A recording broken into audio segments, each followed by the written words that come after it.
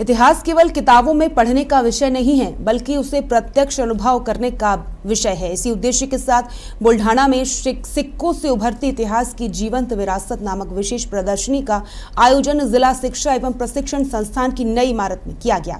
इस प्रदर्शनी में दुर्लभ ऐतिहासिक सिक्के, डाक टिकट और विभिन्न प्रकार के पत्थरों का अनूठा संग्रह प्रदर्शित किया गया है। पीएमश्री जिला परिषद स्कूल पिंपलगांव राजा के प्रसिद्ध मुद्रा संग्राहक श्री शेखर खोमने के संग्रह ने विद्यार्थियों और इतिहास प्रेमियों का विशेष ध्यान आकर्षित किया। कार्यक्रम की अध्यक्षता डॉक्टर नूतन चौहान ने की, जबकि उद्घाटन प्रोफेसर रमेश गायकवाड़ द्वारा किया गया। दोपहर में आनंद मेला भी आयोजित किया गया, जिसमें छात्रों ने उत्साहपूर्वक भाग लिया।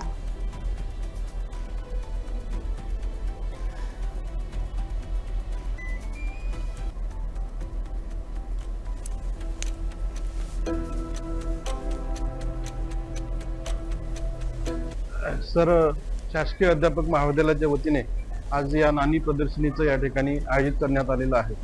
यामागचा हेतू आहे की ही जे नवी पिढीतील विद्यार्थी आहे, या नव्या पिढीतील विद्यार्थ्यांना इतिहासाची ओळख व्हावी, जे जुने नाणी आहेत त्या नाण्यांची ओळख व्हावी, या दृष्टिकोनातून आदरणीय खोमने सर आणि आमच्या महाविद्यालयाचा इतिहास विभाग यांच्या संयुक्त विद्यमाने या ठिकाणी या नाणी प्रदर्शनीचं आयोजन केलेलं आहे।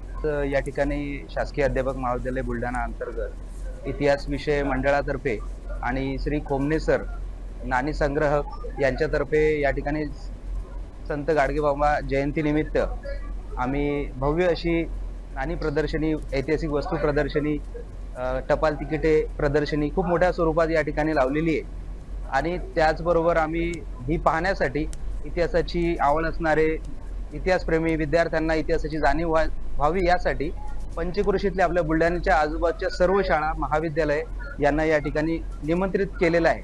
आणि नमस्कार, आज 23 फेब्रुवारी संत गाडगेबाबा यांची जयंती आहे।